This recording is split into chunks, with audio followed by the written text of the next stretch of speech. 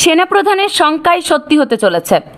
চলতি বছরের ফেব্রুয়ারিতে যখন দেশের রাজনৈতিক অঙ্গন তীব্র মতবিরোধ ও বাকযুদ্ধে উত্তপ্ত, ঠিক সেই সময়ে রাজনৈতিক পরিস্থিতি নিয়ে মুখ খোলেন সেনাপ্রধান জেনারেল ওয়াকারুজ্জামান। সে সময় তিনি রাজনৈতিক নেতাদের সতর্ক করে বলেছিলেন, যদি নিজেরা কাদা ছোড়াছুড়ি করেন তাহলে দেশ ও জাতির সার্বভৌমত্ব বিপন্ন হবে। প্রধান উপদেষ্টা ডক্টর মোহাম্মদ ইউনূস যতটুকু পারছেন সাহায্য করছেন দেশকে ইউনাইটেড রাখার। সে সময় নির্বাচনকে সামনে রেখে হানাহানির শঙ্কার কথা জানিয়ে জেনারেল ওয়াকারুজ্জামান বলেছিলেন, 2026 সালে নতুন সরকারের কাছে ক্ষমতা দেখতে চান তিনি।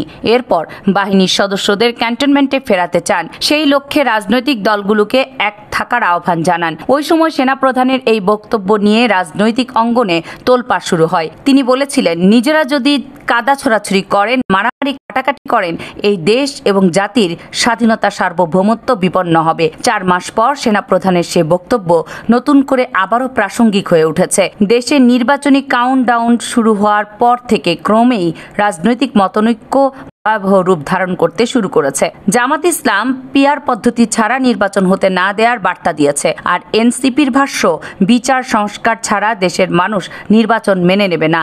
সেক্ষেত্রে সবচেয়ে বড় দল বিএনপি বিদ্যমান ব্যবস্থায় ফেব্রুয়ারিতে নির্বাচনের দাবির বিষয়ে অনড় অবস্থানের কথা জানিয়েছেন। এমন অবস্থায় রাজনৈতিক অঙ্গনে নতুন করে উত্তেজনা দেখা দিয়েছে। এদিকে শেখ হাসিনা সরকারের পতনের পর দেশ জুড়ে সেনাবাহিনী মোতায়েন রয়েছে। আসন্ন নির্বাচনের আগ পর্যন্ত সেনা মোতায়েন থাকার কথা জানিয়েছেন সেনাপ্রধান। নির্বাচনের মাঠেও 80,000 সেনা সদস্য নামানোর কথাও বলা হচ্ছে। সিনিয়র সাংবাদিক ও রাজনৈতিক বিশ্লেষক মাসুদ কামাল বলেন, সেনাপ্রধান যে শঙ্কার কথা জানিয়ে কাদা ছড়াছড়ি বন্ধের বার্তা দিয়েছিলেন, নির্বাচনকে কেন্দ্র করে সেই পথে হাঁটছে রাজনৈতিক দলগুলো।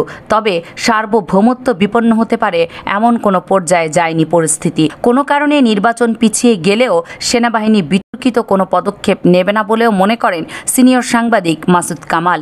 তিনি বলেন, নির্বাচন হওয়া না হওয়া নিয়ে এক ধরনের পরস্পরের প্রতি অভিযোগ পাল্টা অভিযোগ এটা হচ্ছে। এটাকে আমি অবশ্য কাদা ছোড়াছুড়ি পর্যায়ে ফেলবো না। এটা যার যার রাজনৈতিক এজেন্ডা বাস্তবায়নের জন্য তারা এটা করছে। এখন এই মুহূর্তে আমি সেনাপ্রধানের যে আশঙ্কা দেশের সার্বভৌমত্ব ক্ষুণ্ণ হওয়ার ব্যাপারটা, এরকম কোনো আশঙ্কা আমি দেখতে পাচ্ছি না।